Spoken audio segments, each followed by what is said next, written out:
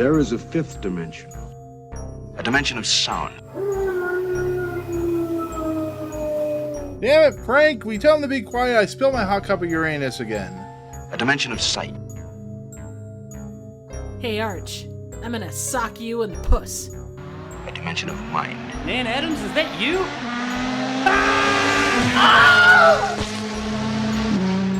Next stop, the Twilight Zone. You're definitely Really, oversaturated. this episode there, isn't Jacob. as funny. It definitely isn't. Which is sad. It doesn't have any people in jackets and eyeball TVs and. No.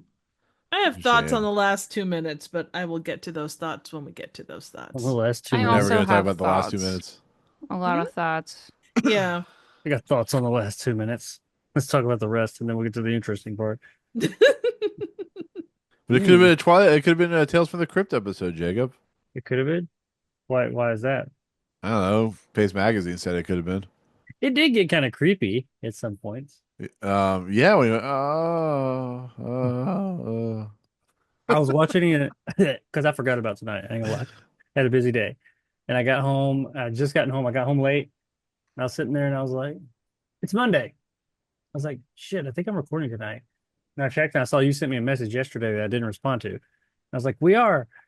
And so I watched it and I was like at the island in my kitchen. And like my daughter and my wife were kind of like just like milling about. And then that part where like the phone rings and it's going, oh, and both of them are like, what are you watching? You've come at the wrong moment. It did just kind of like keep going on and on. Right. Well, if you've been dead Alright. for 20 some odd years, or 30 some odd years, That does bring up the question, how old is she supposed to be? Because I did the math. He was 42. 27. He was 27. She was around, I assume she's around that age, if not younger, because the females were usually younger than the males. At best, she's 57. at most she would be like 60. If she was born in 1905 and it was in 59, because she it was in was 64. A lot older than 50, like late 50s. Well, the He one thing could have that been younger. one thing the reviews said, the reason that she was in a wheelchair was because when the accident happened, and obviously we'll talk about it, but when the accident happened, she like Age 20. she had severe damage. She was in a wheelchair. Well, she became basically. paralyzed as a Yeah. result, basically. Yeah. She did say that. She was like, hi, we had a wreck and I was crippled. So Well, yeah. I mean, I was a crip. in real life, she was married to Sir Neville Pearson, second baronet. How old So- is she in real life? And she died in she's kinda 70. dead now. Yeah, she was 82. How old was she? Not now. I figured she Well, was dead. she dead now. died. You She died insensitive in. assholes. Hang on. I think she died in 70. I think, or that's She when her died last 71 acting at role- 82. So she was in her 70s when These she are her did that. 70s. Jesus. Maybe she was a cougar. I mean, to be fair, Jacob, at least it was closer in Well, age. that's what half I that was time. thinking. Yeah, I mean, half these people were like in their 20s doing like 80-year-old people. So at least she was close to age. yeah. Okay, all right, let's do this. Okay. Yeah. So, guys, we're back from existence of the Fifth Dimension, the Twilight Zone podcast.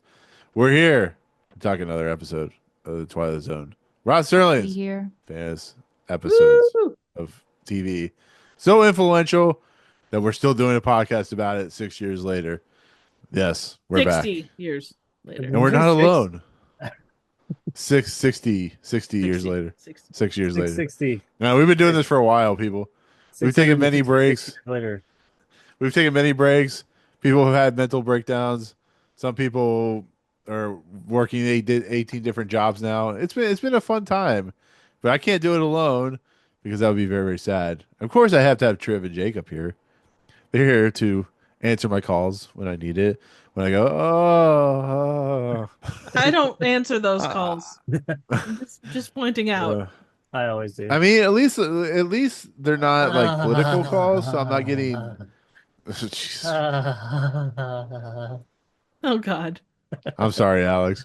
That is now apparently a running joke that I can't get rid of unless I edit it out. No. Um, I'll do the whole show. I mean, Please don't. I'm good. No, Thank no. you, though. Thank you so much for offering that, though. I really appreciate it. Offer. I didn't Like, offer really, really anything. appreciate it. I threatened. It's like Oh a my fuzzy gremlin. No Oh. one needs that shit. was a threat.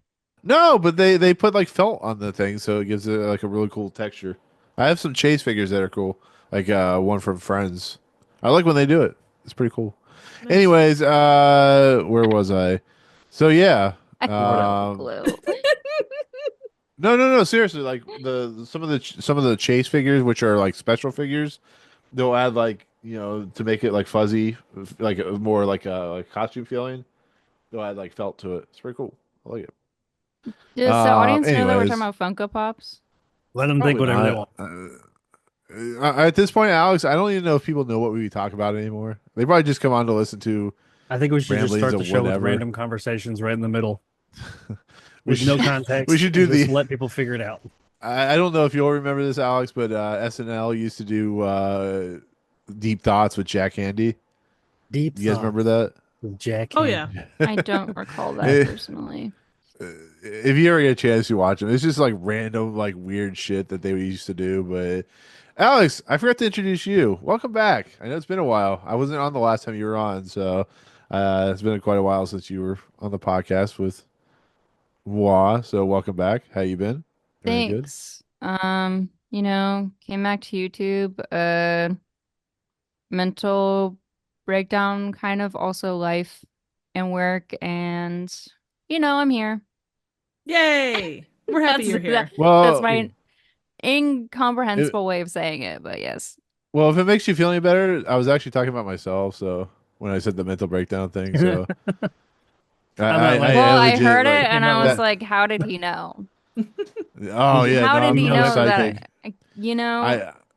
I am Jack Handy. I have deep thoughts, No, yeah. The time when you were supposed to come on black leather jackets, it was a bad week, and I fell back It's because I know very you true. really Well, wanted to talk about. I mean, as I informed my, my girly pop triv, I did have a date to go to, so. Yeah, I unfortunately had to range check for black leather jackets. It's a wonderful Yeah. episode. Should have been top 30 for sure.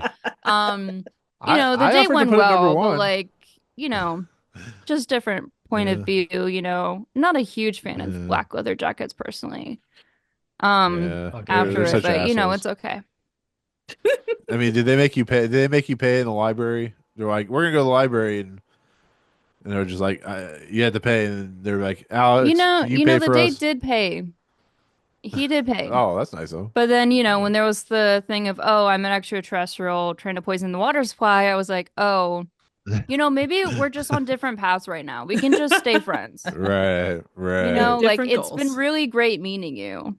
Like, thanks for the free root beer float, but also like maybe let's not meet up at the librry again, like in a week's time. You know what I mean? So You guys. that's I just when figured that- because I was like, hey, As I'm coming on friends. the podcast. Yeah. So I'm here. I figured the breaking point was they didn't want to go to Disneyland. I wish I was at fucking Disneyland. Every time I'm reminded of it for the past month, I'm like, I need an escape from life. I'm just waiting for Magic Kingdom. I just need we're just like a day. That sounds like I'm a just great waiting for idea. Epic Universe to open. It is a great Yeah, I'm just idea, waiting. but I don't. Who knows? So you guys all need to come down for Epic Universe. Come down. I want I'll make to Jacob so ride. bad, but I don't. I don't know what. It's I have I to would wait wait and for a see. year at least. Yeah, that's we'll what I make was Jacob thinking. write Tower of Terror at the But also- at Hollywood Studios. Universal. Stop. We've been in the very over front. this. It's in the front of I Universal. cannot. It's the first ride I No. rode at Universal. No, that's just not true. I'm pretty sure it was there originally. It's They sold it to it's Disney. quite literally not Disney bought it. true. Like they buy everything else. They just transferred it over. They They put assimilated it it on a like the big truck Borg. and just. You could tell me the Transferred over. Tower of Terror And they was made rewrote out it. of a giant bologna sandwich, and I wouldn't know one way or the other. Then they rewrote history. Fucking Disney. Mandela effect, basically. Yeah. Okay, but like I do man. actually want to go to Epic Universe. The only thing is the vacation yeah. packages only include one day in the park. Well, I don't know what If they you do. had like, a, if I you had need an more annual than one pass, day. Universe. I need a couple Alex, days. Alex, if you had an annual pass, you could have gone without having to buy the package. But That's true, but Always buy the yeah. package. So speaking of buying into things, let's talk about Night Call. Season 5, episode 19 is directed by Jacques Tourneur, written by Richard Matheson, aired February 7th, 1964. Damn, this could have been a good Valentine's Day episode. What are you thinking of, Rod Serling? Production code 2610. Stars Gladys Cooper, Nora Marlowe, Martine, Bartlett. Okay, so get this out of the way. If you are watching For Magnus with Love, you have gone to the wrong part of Paramount Plus, because this is an episode that was supposed to air. Then Kennedy got shot and killed. And they're like, nope, we're gonna put this at the like 6 weeks later or whatever. Didn't And that then already that's when happen? this episode. What, when Kennedy got shot? Well, didn't we like already skip an episode because he got shot? Like a This while was back. the episode. This is like They legit. they got moved replayed up. this and yeah. But Paramount Plus decided they were going to put this in like episode 5 or whatever of the season 5. So people have to go like back to watch this episode just to kind of Fucking put it in order. Paramount. But Because Disney bought them. yeah, no, they did Yeah, not, but, Jacob. They bought the Tower of Terror. They probably bought Paramount too. We just don't know it yet. well, I mean, to be fair, they turned the Tower of Terror into, was it Guardians of the Galaxy at Disneyland? So, Yeah, Tower but of not Terror's Disney there. World though. It's different. well, that's because Disney World's smart. Disney World, you hearing me? You're smart for leaving Tower of Terror where it's at. Just watch. Now they're gonna Change turn it. it Should've into left the Guardians of orders the originally. Galaxy. No, but well, they can't because in They already Epcot have. they have a Guardians ride Yeah, Okay. that they open do. up. So They'll probably turn it into like I don't know, Frozen Ever Scream After or something like that. Universal Studios is better. When was the last time you were at Universal Studios, Jacob? I was like 14. No. I mean, that's That's I the mean, you only were there time. more At least- recently than I was. I I've only went been when there. my parents went when my mom was pregnant with me. We'll see you've been. oh my god. I went to Disney World and Universal one time, and it was in the same week when I was like 14, 13 or 14. Well, why something's you guys gotta need to change. come to Orlando. Jacob, you're only like what 8 hours from Orlando, so I mean, It's you're down more than there. welcome to stop by Jacksonville, pick me up, and to go down. Yeah, you don't have an excuse, is what he's Exactly. saying. 8-hour excuse. I mean, hell, it's Oh, only but like what is that, 15 or 18 hours Like for a me. 2-hour flight at most. A flight? Yeah, let me go to the Selma Airport. I'm not telling you Boeing which fucking airport to 747 go go to. I'm just saying you're closer than me and Trip. Absolutely. Yeah, don't you have to fly? Don't you have to go to like Montgomery, Alabama's airport or some shit like that? Yeah, that's probably the closest internet or big I love airport. how he's like, I'm gonna cross states to go to the airport. Hey, you're better than I do. I've got to take like three planes, a car, and a donkey to be able to get any place. Honestly, the airport Well, I mean, back way is only about 45 minutes from here. What's the name of the donkey? For Chester called Fred. Gator. It's like Fred. Chester. I thought it was but named Chester Small Fred. One, but that's okay. Mine is called Trev, Fred. Oh. you're mistaking that donkey for a gator because you'll be in Florida when you have to ride a gator. Fine. Okay, 3 airplanes, a car, and a gator. Exactly. Better. The gator is Yes. still called Fred. There you go. I can Filippo. attest to that. Yeah, we'll put you on a rattlesnake as well. Filippo.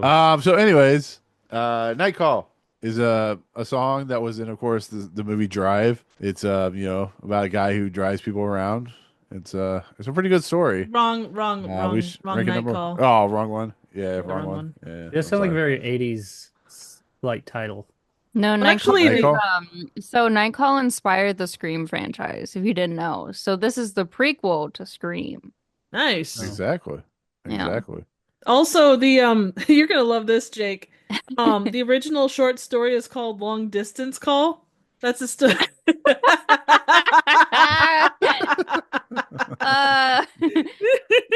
People just love long well, distance calls, Jacob. Isn't this technically be a long fair- distance call?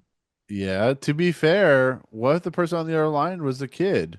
What if it was a little With Bill an Mumby? adult male voice.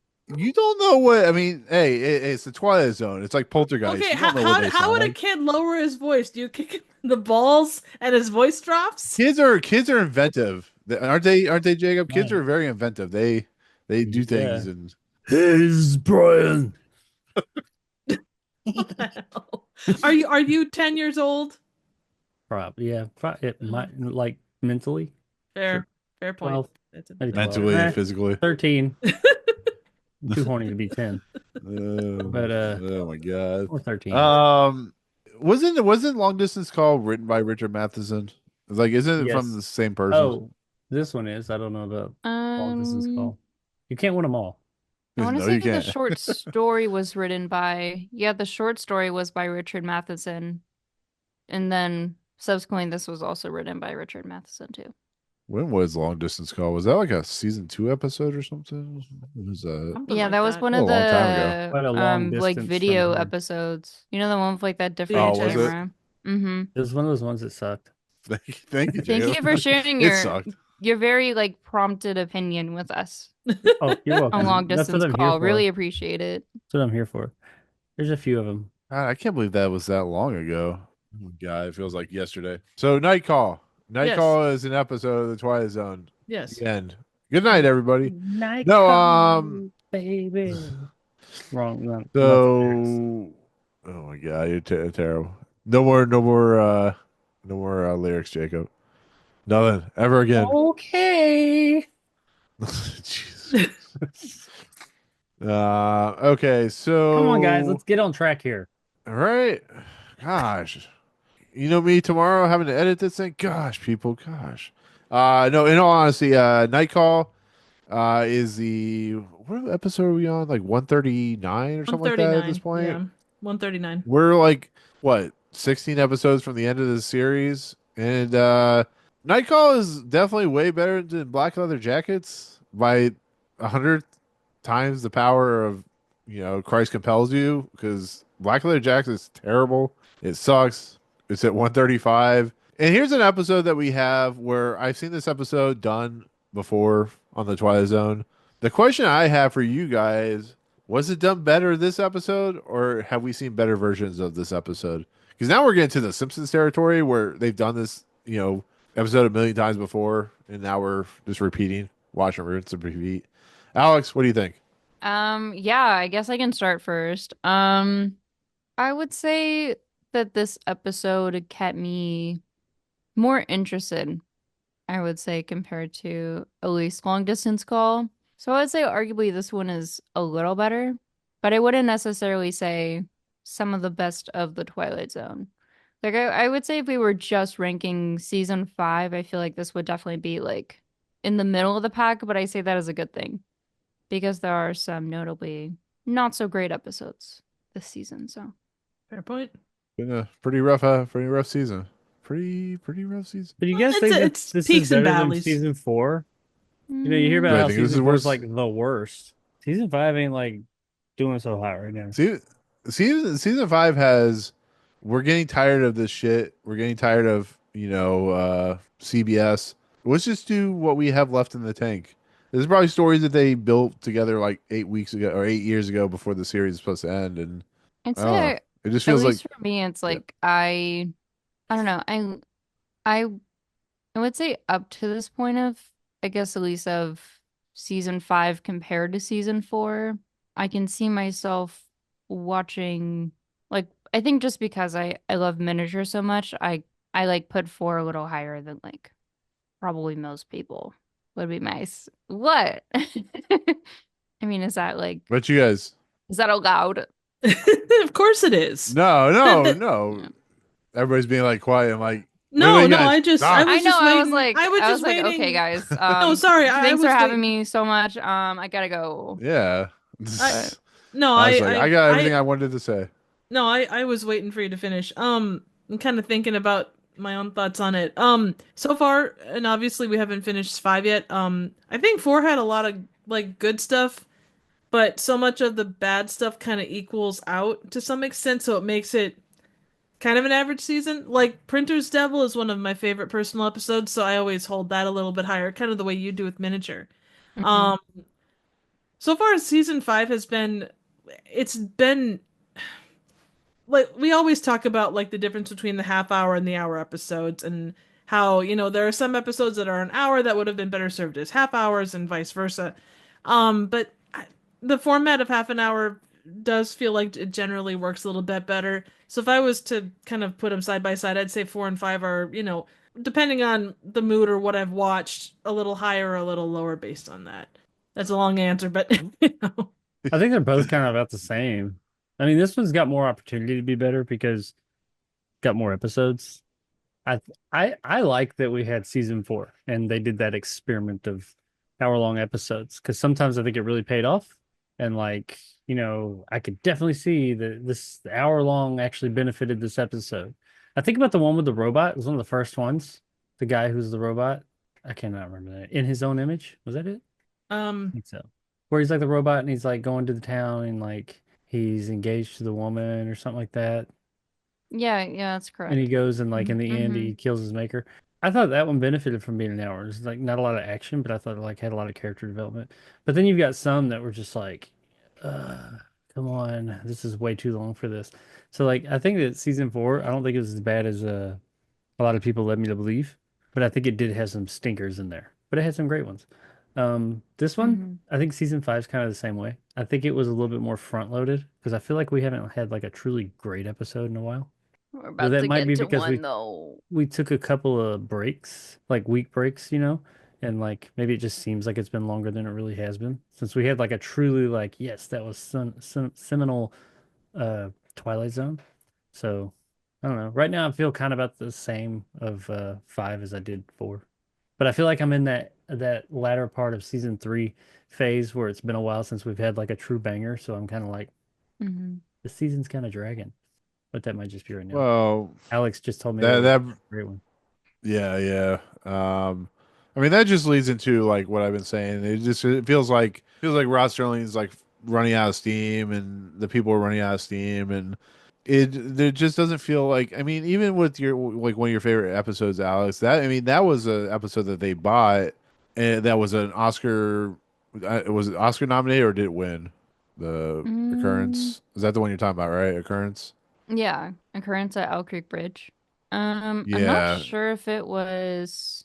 That's a good question. Well, I feel like if it were I know. nominated, it would be for the Yeah. Emmys versus the Oscars. Let's say nominated it as a No, I mean it oh, it was. did win I an think it was like Academy. for a short. Oh, did okay. It did win for Academy Award actually. Unless they, yeah, I was gonna say unless it was for like a short film nomination, then they Right, could because have. even that But one is like it was bought. It wasn't actually made for the Twilight Zone. mm-hmm. And then, I mean, we still have like the mask coming up and stuff like that. But it Yeah, really the does mask is feel really like, good. mm-hmm. yeah. But it really feels like they're Mm-hmm. they're just kind of out of things to talk about and out of things to do, Yeah. and they're just fulfilling quota at this point is what the problem is. Mm-hmm. But actually, Triv, I got one for you. You should know actually who Jacques Tourneur is because he directed Cat People, Oh, yeah, yeah, okay. I was thinking the Night of name the sounded Demon. familiar. Yep, love Night of the Demon. That's a great one. I Walked with the Zombie, The Yep, Leopard Man, 1940s one. That's really good movie. One of the Out of the earliest Past. like for in terms of modern looking back at old movies, I Walked with a Yeah, Zombie is problematic beyond problematic, but for the time it was a solid movie. But yeah, Night of the Demon is one of my favorites. I actually reviewed it at one point, so Yeah, Owl Creek right. Bridge did win. It won at the 1962 Cannes Film Festival for Best Short Subject, and then in 1963 it won the Academy Award for Best Live Action Short Film. nice. So they did Right. nominate it for that short feature category. But That's cool. Is if that one that next? proves anything, it means to look forward to it. Absolutely. Yeah. Exactly. One other We interesting still have piece like, with this. Oh, sorry, go ahead. yeah. One other No, go interesting ahead. Go piece ahead. was Gladys Cooper. She was in this, and then she was also in Nothing.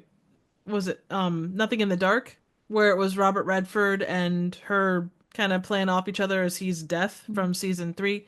And then there Yeah. was Passage on the Lady Anne. She was Millie on that. So Tri- Mm, The old lady. gotcha. Triv couldn't Is just this tell one? me that she was the Lady Anne.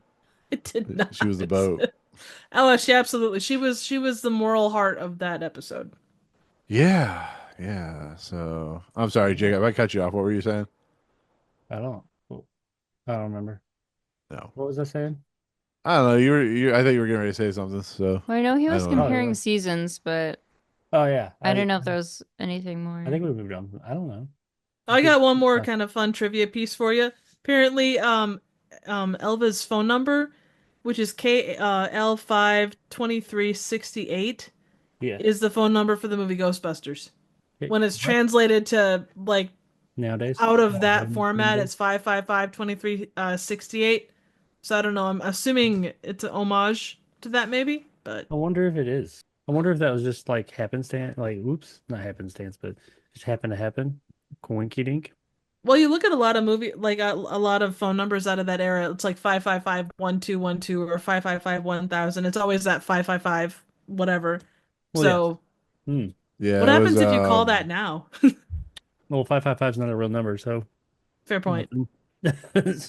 Oh Maybe. yeah. So yeah, 555-2368 is the Ghostbusters number. He's calling it. Oh Is it- no, we're gonna get demons now. This is how you get demons. What was the number? Oh shit. 555-2368. What area code? I don't know. That's why it's 555. There is no area code. 555 what? 2368. Yeah, This it's part of the broadcast brought to you by Verizon. To place a call in this area, you must dial the area code and the phone number. For assistance, please dial Fucking area 611. code. Dial 1-800. Yeah, there is no area Um, code. I don't know. It's from the cemetery. Yeah. You have to go to 777. Valley View Anyways. Cemetery. The area code There you 777. go. Isn't that heaven or something like that? I don't know. Probably. This movie or this episode is about a woman named Elva, not Elvis, Elva, who is an older lady that hurt herself in an accident. And she picks up a phone and she hears moaning noises and it's stormy. And, Not at first. at first, well, She I hears mean, okay, static. at first she doesn't hear anything. It's just a call. But it gets weirder and weirder as it goes along. But Alex really wants us to do the opening narration. She's been dying next to her gravestone with the telephone Okay, line not broke that down. much. It's just because the narration is just the premise. It kind of She's helps. doing the she's Once been- again. She's been doing the Britney leave us alone. She's like, Elva, leave us alone. Leave The us amount of times where I'm alone." like, guys, we can't spoil the ending yet. Just say the intro. Please. All my turn. right, Jacob. It's my time to shine. Yeah, don't fuck it up. I will. Exactly. Give us some joy, Edge. Give us I some will, joy. but I'll see if I can when I do fuck it up, if I can fuck it up with style. Miss Elva Keane lives alone on the outskirts of London Flats, a tiny rural community in Maine. Up until now, the pattern of Miss Keane's existence has been that of lying in her bed, or sitting in her wheelchair, reading books, listening to a radio, eating, napping, taking medication, and waiting for something different to happen. Miss Keene doesn't know it yet, but her period of waiting has just ended, for something different is about to happen to her. Has, in fact, already begun to happen via two most unaccountable telephone calls in the middle of a stormy night. Telephone calls routed directly through the Twilight Zone. Jacob, Wow. I will buy you a beer for not messing that up. Yay! With it only a PBR. Or anything. Well, let's wait till we get to the closing narration. You might have more trouble with that. Oh, look, So I'll anyways- burn that bridge when I get there. He'll burn it. You'll literally burn it to the ground. Okay, so this episode is very simple. It's not a very hard premise to understand. It's actually so simple that it only has 3 paragraphs in Wikipedia, which just shows you how. My thing about this episode is I enjoy this episode, but there is literally not much to talk about with this episode because you have this older woman named Elva Keene who was in some form of accident. She's in bed. She has some, a nurse to help her out. And one night during a storm, she starts getting calls. Unknown person. She doesn't know where it's coming from. She tries to call the operator. Nobody can figure out what's going on. And the more and more it goes along, the more and more she starts hearing moaning. Then she starts hearing a man on the other end, and she starts to come to the conclusion, as we'll talk about, it might be somebody that she knows. And when it comes to this premise, it's not a bad premise. It's actually an entertaining, it could be good horror when it comes to horror storytelling. But I gotta ask you guys, were you entertained? Were you like Russell Crowe and Gladiator? Were you entertained by the stuff, or did it literally? Well, I would say, or did it literally take like the last few minutes where it really got interesting, like it did for me? Because I was kind of bored, but once it got to the end and it did what it needed to do. I don't know. I kind of enjoyed the episode for what it's worth. Yeah, but what about you guys? I Anybody? enjoyed that it kind of felt like it was obviously you had other people in the scene and stuff, but it really felt kind of like a one person show the way you sometimes get with Twilight Zone. And I Yeah, it could be on appreciate the fact Broadway. that yeah, she did a great job of keeping the terror up. Like you believed that she was, terrified and knew that people may not believe what she's hearing and what is, trying to figure out what is causing this thing through any means she has, which to be frank, really aren't that many options. And I don't remember this episode, so I was kind of along for the ride as far as, oh, well, hey. And when we went into this, I, for some reason, thought it was a different episode. So my expectations were kind of skewed because I thought it was a different episode. Were you expecting Ryan Gosling to be in it? No, he wouldn't have been born yet. I mean, you don't know. It could have been a story about the future taking place in the past. Come on, Triv. The Yeah, man think has to fourth have been dimensionally here. born for him to be able to be in the movie or the episode. I mean, it could have been like the George Lucas cut. George Lucas went back and re-edited it. I don't know. Special edition. 100%. What about you guys? What about you guys? Were you bored? Did you feel anything? Did it help? Like, what did you guys think? I actually quite liked the episode. I kind of as what was mentioned, I appreciated it being succinct. I think I think what was nice too is that within the first few minutes we sort of understood like where that sort of heightened sort of Twilight Zone-esque sort of thrill was going to come from. And so from there I felt like it just was, it felt naturally or like it felt natural with how the phone calls eventually became into the reveal and then sort of how that sort of payoff, if you will, sort of happened. So I felt like this episode really did deliver on that pretty well. Would I necessarily like say it's like my favorite episode? No. But I'd say as far as it being sort of as kind of where I said earlier, it's definitely like middle of the pack. Like I feel like it's a good episode for what it does and what it promises, but it's not necessarily one that like I guess has a lot to really I guess sort of like overanalyze over in comparison to other episodes. Like I feel like it just kind of it does its job well enough and then Yeah, you're just able there's to not a kind of move forward into the next episode from there. there's not like like a message. It's not like a typical Twilight Zone dealing with human psychology, psychosis. It's more of like, hey, here's a woman that is receiving calls from possibly someone she knows. So I don't Hmm. know if that really there's any real message there. Maybe that's why it wasn't like the best of stories because like I think it was just a story that they felt like could be fun. Maybe just kind of reliving your past a little bit. I don't know. I don't know if you felt the Well, I same way felt that or what made not. it Or yeah. I think that what made it fun to me was that the phone calls themselves were mainly isolated towards Gladys Cooper and how her increasingly like frantic sort of attitude towards them was sort of delivered on her part. I feel like that kind of I feel like she was kind of the glue for like whether this episode was a hit or miss to me. So I feel like if maybe it was a different actress and like, like she didn't deliver, I feel like maybe I would feel a little differently, but I feel like, Gladys Cooper has been able to execute on the Twilight Zone before this, obviously. So it doesn't surprise me that she did a great job here either. yeah, I think Nothing in the Dark really was her best performance of all the ones she's done so far. Hmm. She's like But kind I of think like that Jack goes with Klugman. how this, Yeah, I think that just goes with the script of that episode being good too. yeah, Whereas true, I think with true. this one, I don't think there was a whole lot to work with, but I still feel like there was quite a bit of tension, at least there to at least sort of like to give off in the performance, I would say.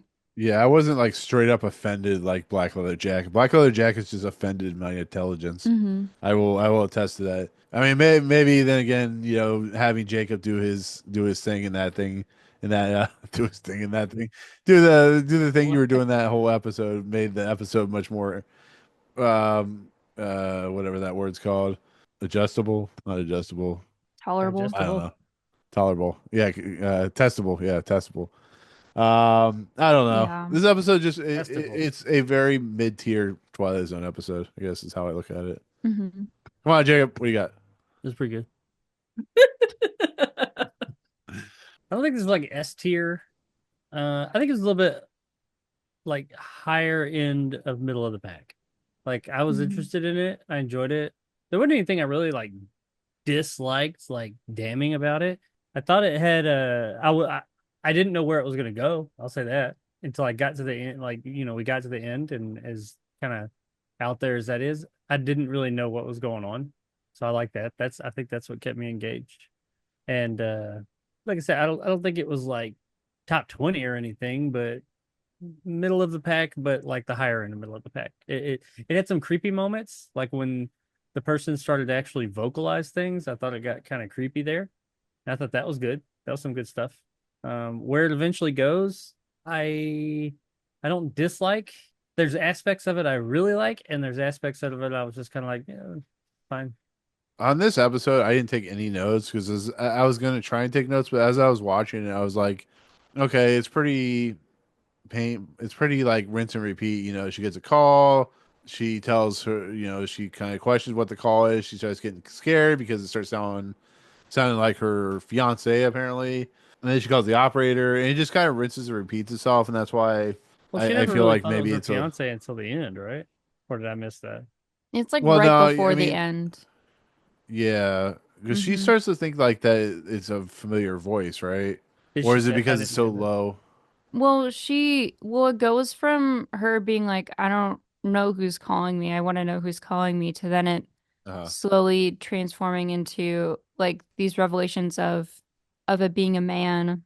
And then I think that's well, I mean we'll get to it, but when there's that reveal of where the source of these phone calls are coming from the kind of the woman, she calls it like the I don't know exactly what it's called, like the call center or like Switchboard. Yeah. yeah, Operator. switchboard operator. a switchboard. Yeah, Yeah, but it's like when she's talking to that switchboard operator, and then she's like, "Oh, it's like there's no like feasible or logical way for you to like receive calls from this though because it's in this location.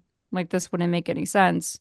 Sort of thing. And I think that's when there's sort of that sort of seen but not told just yet sort of revelation that Elva has, but then it's not until like that monologue she gives to her caretaker where I think a lot of those where like she really does just connect the pieces for herself about what exactly is going on. And I yeah, think because it's I without expect that this. monologue, I don't feel like we as the audience would have been given sort of the clarity we needed to like fully like can take in the story as it is. Yeah, because I kind of feel like I was waiting for like that Carrie moment at the end, to Hmm. to happen, but it's the 1960s, so I guess they were not trying to scare people too much. Even though I have a feeling like this is the kind of episode that would get like complaints from for CBS or something like that. But it basically boils down to, and once again, it's hard to like get into too much detail because there isn't really much detail once she starts hearing the person at the end of the call, talking about like needing help or something like that or whatever it was. And once again, the housekeeper just takes the receiver off the phone and is like, oh, that's gonna fix everything, and it doesn't fix anything because doesn't she put the receiver back on the phone itself? I mean, Well, she I keeps hearing the it dial just tone I don't and know it drives her yeah, crazy. if anybody Yeah. else remembers when we had landlines. Uh, if you take a phone off the hook, like after like a few minutes, the dial tone stops and it'll just start going ding ding ding ding ding ding ding ding ding ding, yeah, ding. And then after it does yeah. that for a while, it just kind of goes blank. Well, I guess that doesn't. that's actually a good question. Like, you couldn't do something like that today because your phone would just disconnect like after a few seconds. Like it would go beep beep beep and just shut off. So Mm-hmm. like if you would almost have to if you did like a modern version of this, you'd have to set like back in the 80s or something like that. Just turn the Well, it's phone also off. And not like it's not like households have their own home phone nowadays either. I think yeah. I would say for a lot of people, everyone just has their own individual phones that you can reach out to at this point. Like you don't even need a telephone book, which That is kind of true. Right. I, too, d- so. I don't think it was so much. Yeah, I do think the dial tone was getting to her in that one scene. I don't even think it was Hmm. that so much that. I think there was a curiosity that she had. It's just kind of like she's like annoyed and kind of terrorized, if we want to go that far, by this caller. But on the flip side of that, I think she was just really curious as to what it was, who it was, and all that. Hmm. It's like there were times that I mean, she could have just moved the receiver to the other end of the room or something. She didn't. Well, the thing is she's confined to the wheelchair though, so it's not like she can like I would assume that she wouldn't be able to physically get up and then like maybe she could Throw like it. can disconnect it from the wall hypothetically, but Yeah. at the Well, I same mean, time I just think that would be I a feel lot of like effort physically that she probably wouldn't be able to yeah, accomplish on her own unless I she feel had like like the she caretaker there. could have done something, but then she kept on because there were times you'd see her, she was just like Hmm. looking at the phone and she tell she was contemplating, and then she would put it back on the hook. And I Hmm. think she had a curiosity as to, for me, that's what I read it as, is like Hmm. she had a curiosity as to who is this that's calling me? What's going on here? It's like she was terrorized by it and she was scared when it called or whatever, but at the on the flip side of that, she wanted to know who it was. This is me thinking of like 2024 version of this episode in the 1960s. I would have actually made it where maybe she's like losing her mind a little bit, and she like the she, as Triv mentioned earlier, why did she just unhook the phone from the cord or whatever from the wall? And I was thinking like if she did that, it would still ring, like it would still go off and ring It'd and ring somewhere else in the try, house. yeah, or the phone would Hey, just ring. did you get maybe it was just my copy, but whenever the phone rang in the episode, if you're sitting there listening to it, like literally like a second, maybe not, maybe half a second before it rang, you could faintly hear it ring. Like I would be sitting there, I was like watching it, and I would hear like just super like subsonic faintly, just like a ring, like the ring, and then it would ring like half a second later on the show. You sure I you guess don't have I to don't. just have tendinitis or tendinitis or whatever it is? That was just like a technical Tinnitus. issue, but the what? You have tinnitus. You've been listening to too many loud video games. I don't think so. You're Maybe. ringing Well, I don't ears. think that means you hear shit in the future. think I would like. I think that would affect as I heard things, not hearing. I got like the premonition hearing. Yeah, you have The that Sandra Bullock episode, movie, hearing, Yeah, scene, or whatever. I Yeah. was gonna say that the time change made him go like shift slightly out of time. yeah. Oh, speaking of So time change, I woke up and it said like 1:40. So I'm like, yes, like yes, I'm gonna get an extra hour to sleep. I realized I had already slept that extra hour. It was actually the time had already changed. So I was getting ready to hit back at the 2 o'clock again. I'm like, son of a bitch, I have to be up in 4 hours to go to work. Mm. So, I thought people were going to but be late for work. I was like, lots of they were calls. Every not. time times changes, people are late for work. Every time, even when it falls back an hour, so they should be early. Still late for work. Oh, time change. That didn't make any fucking sense. You should have been early then. Plus, don't we have like cell phones? Like they change on their own. Yeah. So the logic is not sound. Like, When it's oh, but I employees, have they a all have like 1993 alarm clocks. That's the only thing that they use. well, they have the ones that you had to like turn the dial on the Yeah, back of it. yeah. Well, No, and but their wristwatches are yeah, all like the exactly. kinetic ones that wind while you move. Right. No, but what I was saying, like, I would have added more suspense, a little more horror, and the simple fact that maybe she like the phone was ringing and kept ringing, and she just picked it up and threw it. And next thing she knows, she looks over and she actually didn't throw it. So, it's doing like 1408 and kind of messing with her a little bit. But it doesn't go that hard. No, to your point though, they Or did kind of flirt with the whole "she's a little nutty" thing. Everybody else yeah, was saying she was. I feel like it was like they kind put of her. refreshing though, at least to have this episode not go that like over the top about sort of her potentially like going crazy. It's just more of like her, I guess like Jacob said, it's like more like curiosity being like, I just want to know what this is. Like I just want to Yeah, understand what what the hell is even going on? I don't even, but it's like kind of in a way where it feels like it just doesn't, it feels like, okay, like maybe this could be sort of out of her own imagination or just potentially there is a bit of delusion as far as, kind of like her obsession, I would say, over it. But I don't know. I thought it was kind of nice that it wasn't just like straight up like, I don't know, like paranoia Yeah, or because like I mean, I could just see like, them yeah. pulling. Well, I would say I could see him pulling a "Where's everybody" type of thing, where Hmm. the ringing she's hearing is not. It's she's in a home and she's hearing, I don't know, some kind of ringing somewhere, like from a phone, and it just I can see them pulling Yeah. something like that. So it is kind of nice where they were like they simplified the story and they'd have the kid almost drown in a pool and then go to an iron lung or something like that. It just Hmm. yeah, she hears somebody that she knows, and at the end it's kind of tragic, and yeah. So I liked too, I meant to mention this earlier, but I do like how female centric the episode is. It definitely Yeah. reminded me of Midnight Sun in season 3. I thought that was nice to see here. I totally forgot about that when I was watching it, but it was nice to see that the cast was sort of kind of around sort of these women, which I think also gave it a nice sort of atmosphere to it that was a little calming and more, I guess, logical also as far Yeah. as like not them just like jumping straight to conclusions and being all crazy. Like, I don't know. I thought it was nice. Like it gave sort of I don't know like what it was. I think maybe it's just because of the like rural setting that it's took place in, but it definitely gave almost like a bit of a like cozy vibe to it too. Like it wasn't just like, oh, she's isolated and like you should be afraid, well, thing. Even with the storm at the beginning, it yeah. wasn't like, oh, it's real spooky, like Well, I mean, it you can it look didn't have at that established at all. right. You can look at her other episodes, Nothing in the Dark and Passage on Lady Anne. They're not like super scary. They're not super violent. They're just kind of Hmm. interesting stories about people who are going through a thing that we all go through, like the missing of a family member, or death, or you know your last trip on something or whatever. And I think she does it really, really well. She plays Hmm. the part really, really well. She feels very regal compared to a Yeah. lot of women in the Twilight Zone who are usually like loud, obnoxious, I, cronying I, individuals who, yeah, I It's like thought they did spooky that. and not scary. yeah. But to It's Nick's point, atmospheric.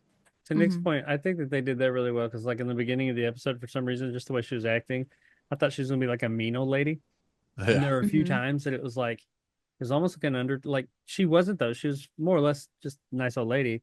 But there were a few times where it's like, oh, is she being mean? Can she be a mean old lady? Is she? I don't know. And but she never really demonstrated that. It was just like, I don't know, something in her inflection and some of the things she said to like her house or her caregiver and stuff and Hmm. how she talked to people.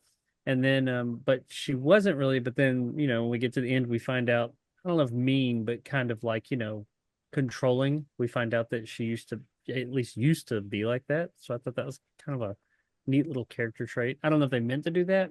Maybe I just saw that. I don't know. I thought she was going to be mean and she wasn't, but then she used to be. Well, I think there was just overall sort of a gentleness in like their approach to this. And then I think at the end, I think it's where, well, I think ultimately the way I took it too with the fiance was that he was perhaps sort of like submissive or just accepting of how Elva was. Like I guess there's this sort of trope Absolutely subservient. with like a, I mean, they weren't married necessarily because that's like, I guess that's what's brought into the twist and everything, right? But I think there's sort of this trope where it's like, if the woman's like the one who runs the household, then it's the husband who's like, well, I gotta accept what my wife is, my wife's decision making, like, yes, ma'am. Like I Trip's won't face go right now against your describes it word all. kind of thing. So Trip's face right now describes every bit Oh of it. God, sorry, sorry, lost track of things. Yeah. Apologies. I don't know if I'm like describing it. I don't think I'm describing it like in a way that like hopefully it makes sense what I'm I, saying, but I think Yeah, it's you just get it. more of like I think the dynamic was already that like she was the more like assertive. yeah, more assertive like commanding one like in that relationship is what it seemed like to me. So it seems like maybe the fiance was just more of like Mm. okay, I'll just accept Well, and submit to just how she is For kind of thing. Like I don't have for visual like I'm not gonna representation of them. try to go against. Well, I wouldn't say like that. I think it's just more of like I'm trying to think of an example where it's like She's like where Katharine Hepburn in movies at that time. She knew what she wanted. She chased after mhm. what she wanted, and because she It was kind of go yeah. strong-willed, She wants Yeah, it it and she gives like wants it Adam's now. family, I would say maybe. Like as far as well, I guess they both had I guess they were both like equals and that's what made the relationship really interesting to watch in those movies. But I'd say it's like it really was like Morticia sometimes who really did take charge and Gomez was very like supportive of that. More of like, oh yeah, like I go by her like I trust her kind of thing. But I don't know. I mean, it's hard to like sort of like pick at like I don't know, an under like 30-minute episode for just like a couple minutes worth of them describing the potential chemistry of a relationship that's completely off camera and not even just completely off camera, but also a few decades prior to when the story takes place. So, like, it's hard to say, but I guess that's just where I was coming from. But I could be wrong. So this is what happens to Morticia if Gomez died and didn't do any Mamishkas. I feel like no, Morticia would be fine. She's a boss ass bitch, You actually. bad bitch. I mean, She honestly, to she'd be be like, you fair, know what? It, death is normal here. We're good. yeah. Yep. We'll I figure it mean, out.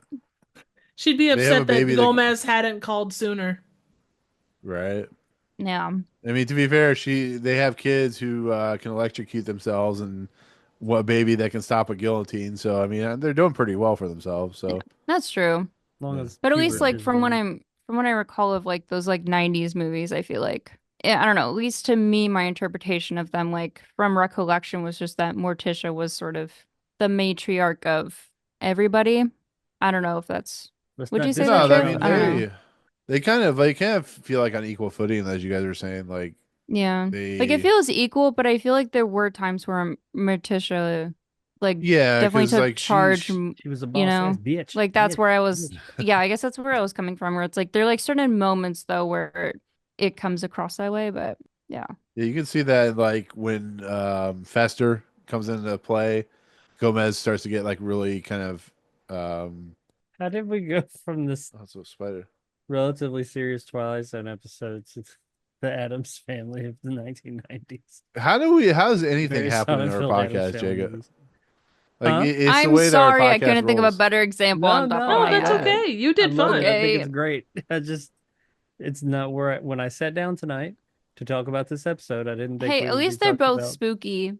I'm not just gonna show and tell a video game to you because this. and be like, Hey, look Oh at this shit! that's we taking digs funny now. version of Family Feud, guys. It was on the Wii. It came out in 2007. Isn't that I may crazy? have that. Hang on, Guess how much it's worth? $5. Family Feud. I don't know. I mean, if it has, I don't know how long Steve Harvey was or is hosting it, but you know, maybe there's value to it, I guess, depending on the Family host. Feud 2010 edition is worth $6.99 complete in box. Okay, 2010, Wow. sure. 2012 is 1970. God damn, really? That game's worth $20? Wow. Anyway, I'm telling you, it depends on the host. Wow. on the Wii. Well, I mean, if it's Richard, what's his face? I mean, he starts kissing people, so it's probably Didn't worth they a little have bit more money. I think it uses didn't they have knees. one of the cast members from Home Improvement host Family Feud before? Yeah, Richard Karn, Kind, or however That you say okay, his name. that's whose Yeah. name. I know his Then they face. I had just don't know his name on top of my head. Is that Baskets Wilson? Louis Anderson. Howdy, never. No, That's that's Wilson. Wilson. No, Al. This was Al his was his second in buddy. command. Yeah, guy with the beard and the flannel. Oh, the his little sidekick guy. Yeah. Yeah, the guy when he got out of Home Improvement started selling like siding, Looked aluminum like Billy siding or something Mays. like that. Yeah. Yeah. Looked a lot like Billy Mays. So okay, so with that said, she's trying to talk to the operator. She's trying to talk to whoever. Nobody can help her, and then she kind of learns or kind of figures out that it's her long dead fiance of like 20 years ago because she's like 42 now and he was 27 back when he died. 42. Because the 50s and 60s were rough on people. I mean, it was It's right out just of World real War rough II, on and her. Yeah. Well, they lived through two No- world wars and the Depression, so Yeah, that's my point. Like the people in the Depression, they were in their 20s and had kids at like, they were 10 years old. So it was a pretty crazy time. But I mean, in all seriousness, like, I mean, it makes sense why people in the 50s and 60s looked way older and than they were their actual age. They went through a lot of shit. But anyways, so we learned she talks about her dead fiance, like about how she loved him and it was a rough experience. We learned about the car crash and about her plight and why she's where she's at now. And we get the big reveal when he calls her and she calls the operator. The lady at the switchboard's like, "Well, we went and figured out where this call was coming from, and we're sorry to tell you, but the line was down." But they don't tell you where the line was down at. But he's like, "What do you mean the line was down?" "Oh, no, the line was down. Like there was no way any calls could ever come to you." It's like, "Well, I've been getting call from this guy who's been moaning," and then he finally says hello, and he sounds like my dead fiance. So I mean, you guys are wrong. And then they tell him where it's at, and that leads to kind of the big reveal of anybody want to say? Well, she Valley doesn't View know Cemetery. she doesn't know where who it is. Like, but she wants She to doesn't know find out. specifically, Right. but she's on the phone and is like, out where? And then the lady on the other end is like, Miss Keen, it's the cemetery. Dump, dump, And then dump. it's Yeah. like, oh shit. I wonder Exactly. who could it be? But It's like, yeah, it's like the death of Rod Serling's show. It says on the gravestone, 1959 to 1964. And why'd you have to say she like goes into that? That's sad. I don't know. He's predicting it is the future. They had already filmed everything, I'm sure. So Oh I my think at this point, I'm God. sure everything was done. Rod Serling was like, "Put it in, put it in. We'll do it in post. That's what she said. Yeah. Yeah. It We'll is do it in kind of post." crazy though, I will admit, for a telephone wire to just lie directly on the ground And they by saw the it and just grave left it. because like in my head logically, I'm like, how did that not set a fire in this cemetery? Because Like, it's how all did Well, dirt. isn't nothing it? not happen? I mean, if it's down and it's not working, I can see it. Well, I think once it disconnects from that line, and you see the sparks, I think it officially dies because that's like Mhm. like Telephone if a wire's not hurricane gonna have comes through sparks, or though. what what's that? A telephone wire's not gonna like have high voltage going through it or anything. That'd be like a power line. Well, isn't that what they had back in the day? They had like voltage lines for telephones. I don't know. I don't know much about No, telephones. I I mean just they're know wrapped together they let me now, talk to but people. I'm wouldn't their just power be glad. I'm out just too? glad nothing happened because there was grass. They know what Well, could I have mean, happened. They could Crispy. have they could have gotten a Frankenstein situation. yeah. That's true. I mean, to be fair, this probably takes place in California, Alex. So it was the early days of the Nick, forest they fires. established this takes place in Maine. I'm saying it takes place in This is in California. I don't care Maine. what they say. It's They Maine, started a forest California. fire. It the clown can resurrect as we speak. That's the only thing No, I it's know of in Maine. this episode is the reason Smokey the Bear got started to I think prevent that was in forest like fires in Colorado or Maine. something. Did you mean Yeah, Smokey the Bear? I said Smokey Really? the Bear, didn't I? What? I Smokey? thought What you did I said sound like I said? Yogi. No, he said Smokey. Oh, Well, you said Yogi the Bear Smokey. too. I don't know why I He heard. said I don't know Yogi. why I heard Yogi. Hey, boo boo. That's My okay. bad. He went up. I He went up to the swear to God, telephone I line was to like, get I his heard picnic Yogi, and I basket. was like, that's not right. You're a picnic basket, boo boo. Yeah, he went up the Oh telephone my line. That's why it God. got collapsed, and I don't know. Things happen. It's the Twilight Zone. Very But true. yeah. So Wasn't the ironically, bear the like on telephone commercials line. for forest fires and stuff when I was a kid? What was his I mean, name? I You had him said in it to school me. too. I mean, you had They McGruff brought the a crime dog, and you had Smokey the bear. Hey, did you guys have Louie hey. the lightning bug? No. What? Yes, He was for like the power company. He was like a lightning bug with Oh yeah, yeah, his yeah. body there was were a commercials. light bulb. See, And Alex, he told like, I have to "Hey, I'm say, Louie the lightning bug, baby." Turn the yeah. Who's lights on. That actually Alex? explains a I'm So lot about our I'm generation. Brian Douglas from the grave. so I have to admit, Alex, back in the day, we were, taken aback by dogs in costumes and bears in costumes and lightning bugs in costumes and the band Dare. Lightning Dare. You bugs guys have with the really Dare, thick asses. right? Do you guys have the Hmm. touring band Dare? They Yeah. keep kids Well, off drugs. not a The band. California just, raisins. Did you have the? You live in Yeah, California. California raisins.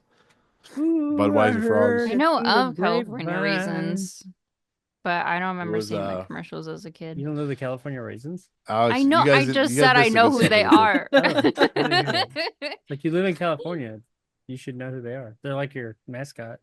what the fuck? Beyond a bear. I think a mascot's a bear in California. You even have that many bears in California?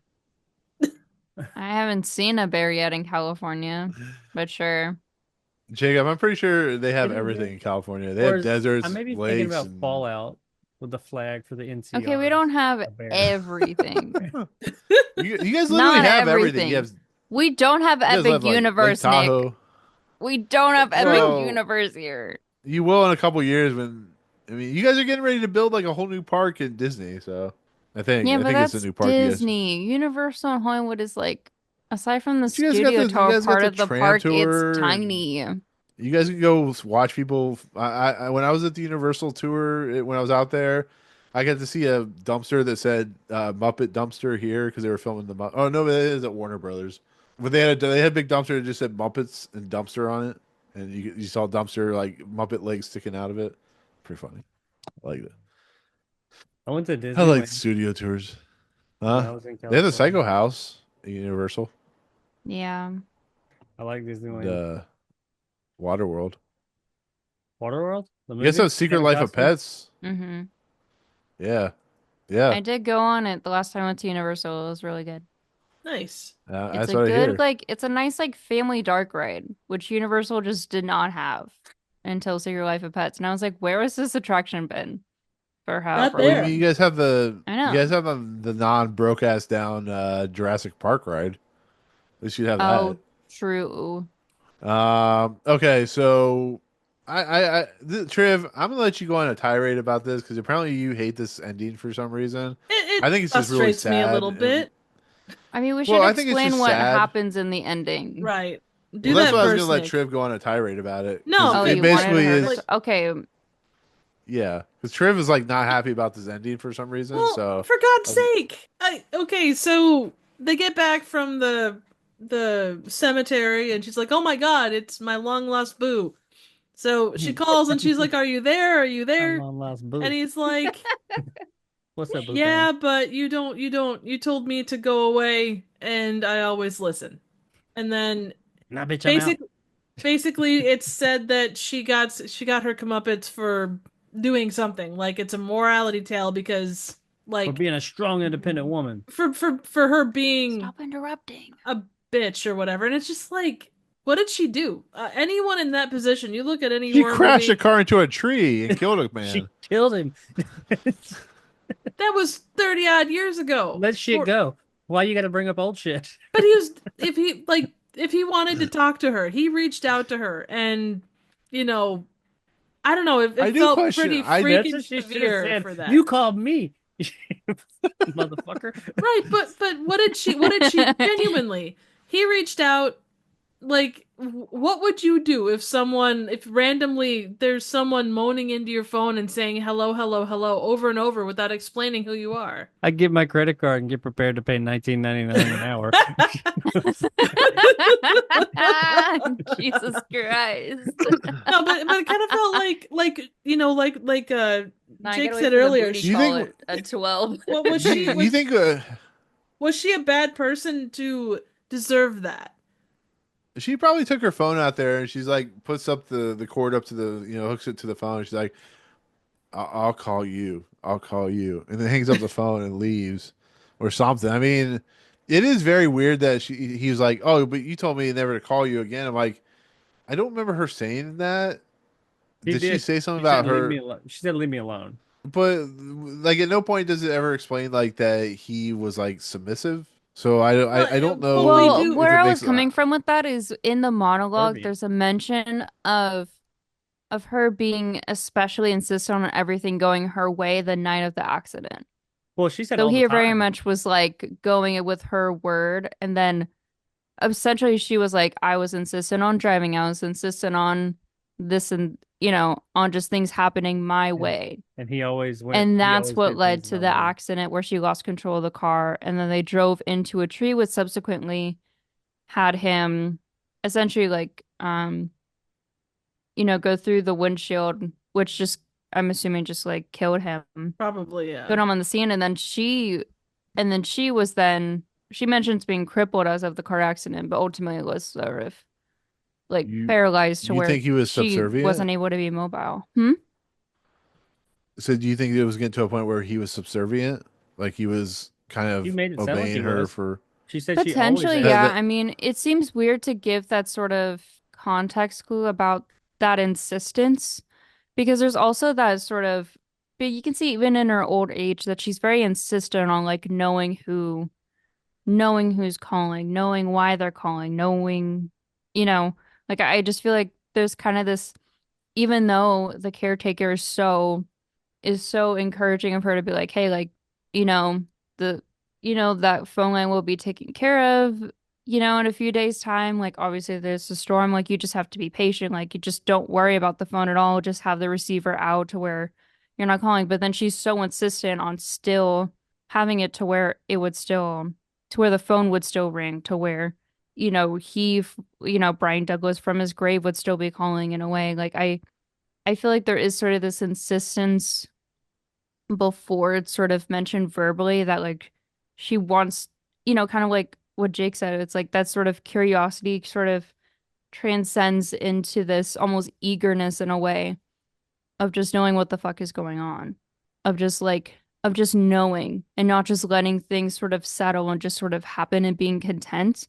But I think that's also plays along with the opening narration where it feels like her life is so mundane too because she is isolated, because she is rather lonely in this rural setting, that then there is this insistence on understanding where, like, who is on the other line, because then at the very end, she understands the source of it and then is like, oh, like, he's now trying to reach me. I understand it, like, what's going on now, and I don't want to be lonely anymore.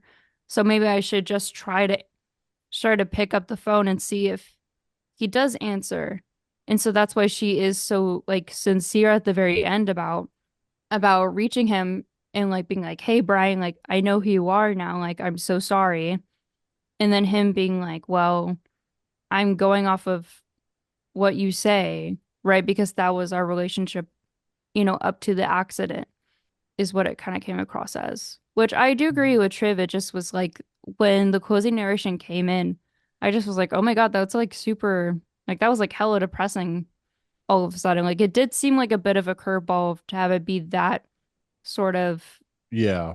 like to have it be that sort of resolution to it, whereas it potentially could have been more of a bittersweet ending at the same time where maybe like the phone line, like she maybe only had that one night to actually talk to Brian and like try to like have closure and like make things right potentially before the phone line was fixed, right? Right. So there were sort of potential outcomes that weren't that. And I do agree with Triv where that last 2 minutes could have easily turned around and been something that's rather positive and had like more of a sentimental sort of ending to it where you kind of leave the episode and go into the next one feeling a little more relieved. Whereas this one is just like, oh damn, that's just like it's just all around like sad and like for no reason. Yeah. Like what do I get to Right. carry from this that I can take away from, you know? That's what I But liked about it. Right. I guess it kind of felt Mhm. like, because with a lot of Twilight Zone episodes, the end, like what happens to your main person, like their actions fit the crime. And I don't know, I kind of look at it like she's been in a wheelchair the past, 30 odd years. Obviously Mhm. she misses him. That insistence and that, because I agree, I saw that too, Alex, just as far as like the way that she interacts with the world and everything. But it's Mhm. like it didn't the level of the, well, you told me to go away, so I'm going away. It's like, I don't know. Yeah. It's like when someone, like, there's that person that probably slighted Rod at some point, and so he wrote about them and made them into an irredeemable character.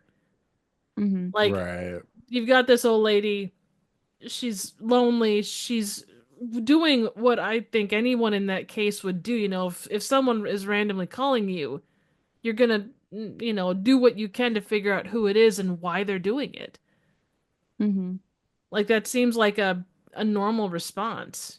Even if, I mean, I think if turning off your phone, putting it aside, or taking it off the hook or whatever stops those calls, that's great until you're able to get it figured out. But I don't know, it was the outcome didn't fit the rest of the scenario. It felt overwrought to me.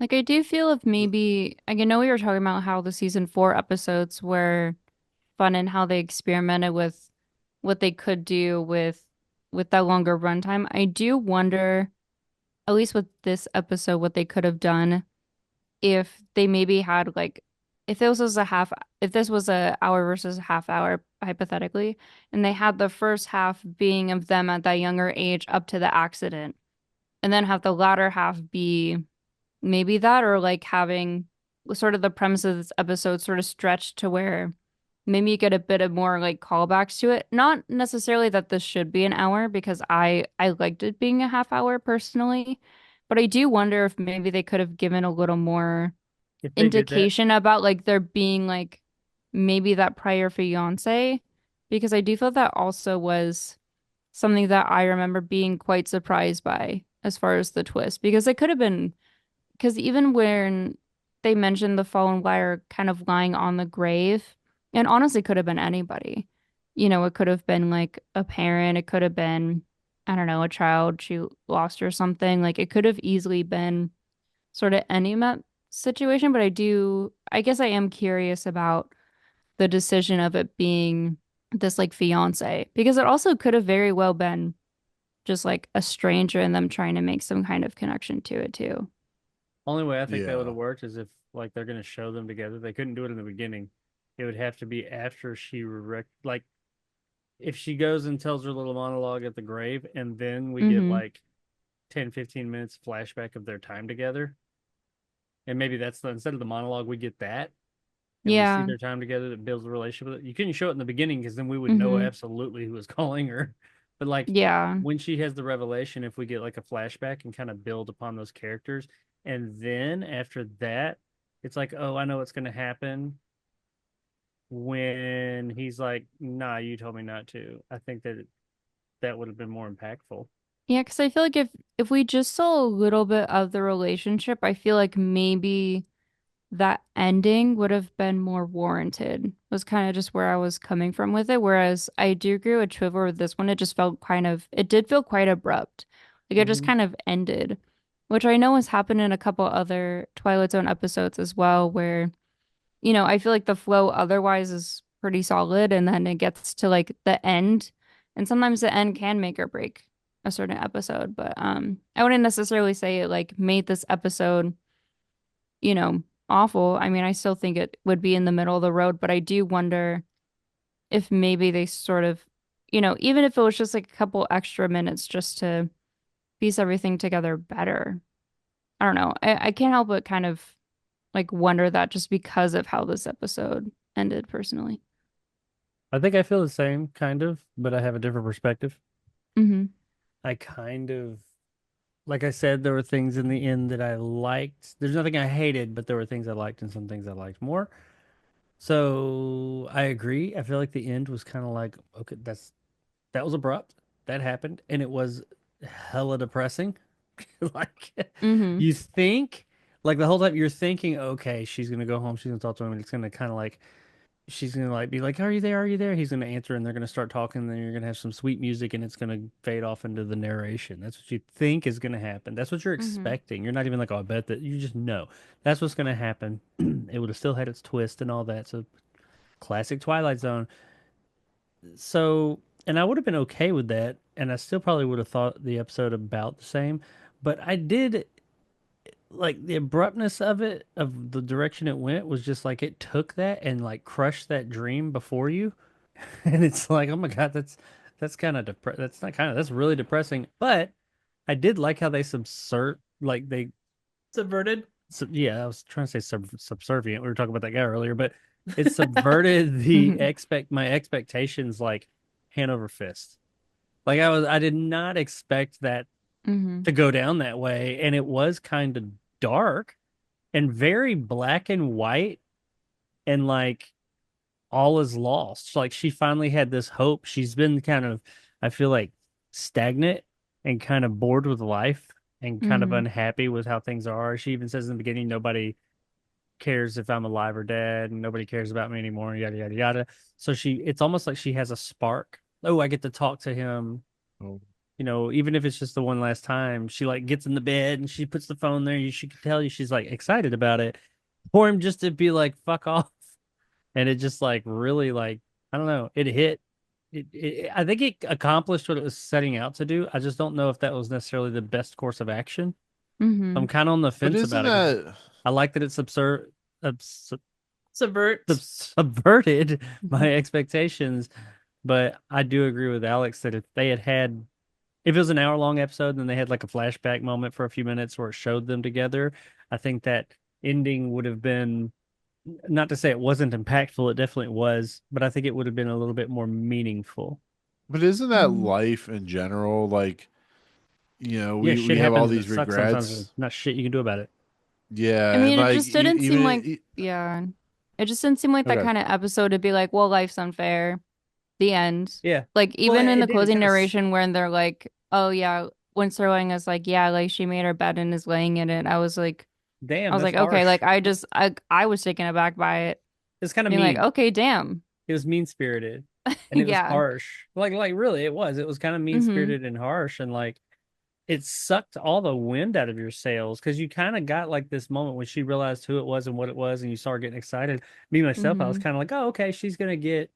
She didn't seem like a terrible person. Shit happened back in her past. She's gonna get like that. It's gonna end on a bittersweet kind of moment where she gets to like talk to somebody who Well, cares about her, maybe who's reaching out to her, and then that happens. Fuck. maybe this is a play on like Rod Serling telling the CB executives to go fuck themselves. He's like, see, you could have all of this, and what are you gonna get? You're gonna get asshole Dick. me, and like, yeah, you're gonna get the dick version of me. But you could have had all of this. There's like that. I can't remember what movie that was. Like, you could have had all of this, and she has like a bloody nose or whatever. But it feels like I'm not saying that's what it is, but it's just like if you think about it, it almost feels like Rod Serling just saying "fuck you, CBS."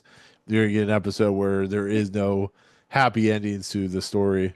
It did seem like whoever wrote it, which was Matheson, Matheson, it came from it was mean spirited there at the end. And maybe it wasn't written that way. Maybe that has, and I think a lot of that feeling of mean spiritedness comes from the actress, the way she portrayed the character. I think she did a really good job of showing a flawed character, but she yeah. never Mm-hmm. came across as like Well, a bad person. So you kind of wanted her to yeah. find happiness again. And Mm-hmm. maybe the way it was written, she was supposed to be a bit more bitter. I don't know, but just the Well, I way what mean, I saw, it was kind of like a gut punch. to be fair, you're talking about a story from a man who wrote stuff like "When Dreams May Come," Button, which turned into the box, Somewhere in Time, The Shrinking Man. He also did the Roger Corman House of the Usher. And I Am Legend, of course. I mean, we're talking about a guy who uh, took the deepest, darkest kind of like mean spirited approaches to his characters. And, Yeah, I mean, they think set about it up Stir to of not be Echoes. mean, Yeah. and then it was Well, just but, very black and white and final. well, There's look a at finality the to it all. box. It's like when you look at the box, you press a button and someone else dies. It's like it really is kind of like you can't fix the past once it's set, that type of thing. Yeah, He there's also no did Duel, redemption. which is about a guy chased by a truck. I mean, according Ah. to, I guess the Wikipedia page, it does mention how the original short story was more on the like horror side, at least because it mentions that the caller is never identified, and that essentially when she finds out the voice is coming from the cemetery, she then receives a call in which the voice says, "Hello, Miss Keene, I'll be right over," and then it becomes this heightened thing where the caller or the unknown speaker themselves, like That's they what I improve thought in was their gonna cognition and speech to the point where they seek to interact with her physically, conjuring up images of the Walking Dead and reanimated corpses. So in that way, I it's thought like, it was going that direction. yeah, like I understand from the original short story perspective why it would end like that, at least, but at least for this sort of story, it does seem kind of weird to me, at least. Like Abrupt. yeah, I'm trying to think of a good example. It's like I I kept would thinking when understand for like a character like Salvador Ross, right, to be given that sort of call of being like, yeah, I'm not interested.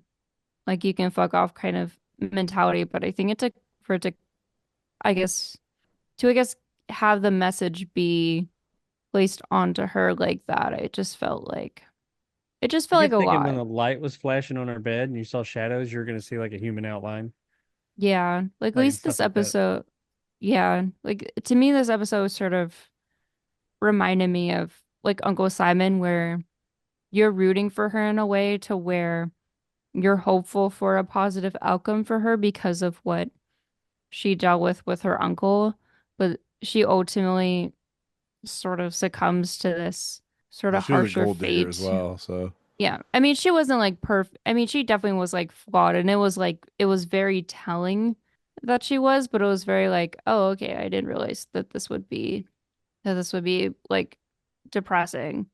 At least to me, at least when I was watching it for the first time, I just didn't expect it to be like that somber. But yeah, I think it's just one of those episodes where it just like where it's really just the ending that just takes you back a bit and just like changes your perspective on the episode as a whole a little bit. right, right. But yeah, she's left to kind of cry to her in her sleep and really sad, and really kind of a depressing ending, but kind of shocking in a lot of respects because you think there's gonna be some kind of silver lining, and there really isn't. It just once again, he's like, "Oh, well, you told me to go away, so I'm gonna go away now. I'm gonna go drink a beer with my friends at the the missing pilots from the and when the sky was opened or something like that." So I don't know. It's not a bad episode. It's not the greatest of Twilight Zone episodes, but it's definitely better than that garbage we watched last week. So we gotta give it at least that much credit. That doesn't take much, honestly. Yeah, not at this point. But is there anything else you guys want to talk about with the episode? Anything that wasn't brought up? And the customer Um, service with the phone lines was freaking awesome. I wish we had half of that today. yeah. Oh, oh my God, I almost forgot. The way that Uh-oh. Gladys Cooper says advertisement, it's like advertisement, Advertisement. She says it advertisement. like a Yes. Brit. And I was like, that's crazy to just say that without like the E in Advertisement. advertise. I was like, that's Well, they're in Aluminium. pretty. London Falls, so Yeah, Well, I guess so, and she but does talk like with a slight still. that 1930s 40s like movie star American with a yeah. slight bit of like English tinge. Transatlantic. It's called Transatlantic. Yeah. transatlantic. Yeah. I Hmm. mean, she is from London, England, so Hither Green, wherever that is. Trev, you know where that's at? What was it? Hither Green. No idea. Mm-mm. Uh, It's somewhere out where there. the Merchant Taylor's Alms House is, grade 2. Park Fever Hospital, Colbert Estate. That's in Australia. Wesley Church, Westland Church. Nope. The name Hither Green sounds You're speaking familiar. Japanese. I don't know Uh, what you're talking about. Jude Law's from there. Sinead O'Connor's from there. Dane Baptiste, Juris Calanus, Debbie McGee. Anyway, Jacob, do you want to read the closing narration? Yes, please. Ah, sure. Where is it? Hang on a minute. It starts with John. according to the Bible, comma. Are you like reading it to follow along with me so you really do know if I fuck up so you can call me out? I see how it I is. had the Wikipedia page I see how it is. open. I see how it is. According to the Bible, God created the heavens and earth. It is man's prerogative and woman's to create their own particular and private hell. Case in point, Miss Elva Keene, who in every sense has made her own bed and now must lie in it. Sadder, but wiser, by dint of a rather painful lesson and responsibility transmitted from The Twilight Zone. Ooh. Wow, that was Wow. beautiful. Wow. Wow. Wow. So, Trev, John Pertwee, how do you say Pertwee? Pertwee. Pertwee. His son's in shopping. Nice. He was also in Gotham and Yep. The Pale Horse I think- and Julius Caesar and Cleopatra and Call that Great. Resident Leon the Pig Farmer. Anyway, Not Event bad. Horizon. Resident Evil. Twilight Zone Yes. ranking list, the greatest ranking list ever put No, to no, things no, no, on no, this no, thing. no. I'm Where do sorry. you guys want to put this amend thing? Move the hell on. that. Okay, so with that said, Triv, What? we got for the things. Oh, so hang on here. You caught me off guard, you rude guy. You're the one I who was actually like, am, yeah, let's do I the actually let's do am the curious question. about the overall rankings of these. Right. So IMDb had this at 28. A lot of them were 9s and 10s. There were a couple of lower scores. 28? 28. 28 is Damn. wild. It is, I would agree. Like a lot of people thought it was underrated classic, one of the top ones. They said other things like a great ghost story, possibly the scariest episode of all time. Um, the I think it had potential, but Right. No, I agree. The ones that are saying it a little lower, a lot of folks are kind of like that last 2 minutes kind of like changes the thoughts on it. yeah, I think that's Yeah. love it or hate it right there. Mm-hmm. To some extent, yeah. Well, and that's a lot of these episodes, like it's kind of done in by the last, couple minutes. On pace, I actually agree more with this one for once. It's 57. Yeah. Yeah. Would I have can see made a that. great Tales from the Crypt episode. The genius of the finale is in the for God's sake. The genius in the finale is in the way Matheson teases a heartwarming resolution only to pull the rug out from under you at the last second. I guess there is a genius to that. What a I'm not jerk. aware of such genius, though. Such a jerk. What a I jerk. wouldn't that. even say that. I just didn't feel like I don't personally. My biggest thing is it's not even that it happened. It's more the fact that it didn't really feel like there was enough. And I guess like Jake said, it's kind of subverting your expectations. But like generally, I don't see her being that bad. Like she's clearly a flawed individual, but like I don't know. It didn't feel like it was worthy of that. Like, I can see if maybe she didn't have any guilt or remorse for what happened, then maybe I can understand. But again, it's just hard to go off of like that one monologue at the end to try to understand like where that where the source of that closing narration and the resolution, come from. Well, and we just don't have enough Yeah. information one way or the other to see that Yeah. side of it. And again, 24 minutes is 24 minutes, but yeah, I don't know. Right. Yeah. So yeah. Well, I mean, we can. I guess we can figure that out in the Twilight Zone ranking list, the greatest ranking list Ooh, ever good known by man, transition. because we have enough information for that at least. No. So you said 58 for Pace Magazine. Yep. Do we want to 28 go? for IMDb. We'll start at 58. Do you want to go higher or lower than that? I was thinking, personally like, don't. low to mid 50s is where I was thinking. I was thinking a little lower than 50s. I was gonna say in the 60s or 70s personally. I'd say 60s personally. Like this was a solid episode, but if we're going by like the, do I want to watch this again? Like it had a lot of good stuff. The creep Mhm. factor was there, but like I look like a nice place to visit 30 Fathoms Grave. I'd rather watch those than this one. And again, that's one small thing, but that's kind of where I would 30 kind of Fathom go. Grave. That's the one. That's like 64-ish. the first one from episode or season 4, right? Or second one Well, that was the second one. The first one I think was in his image.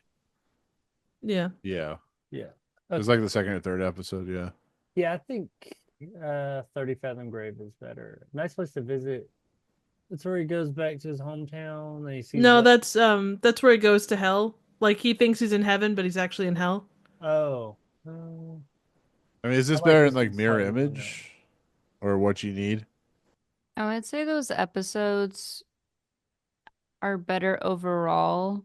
I think especially the ending of Mirror Image, I feel like is so it's Ooh. like so memorable. Like it definitely has one of the more memorable like payoffs in a Twilight Zone episode to me, at least with Mirror Image. Ooh, I see a monkey wrench. Number 60. Oh, What are for you doing there?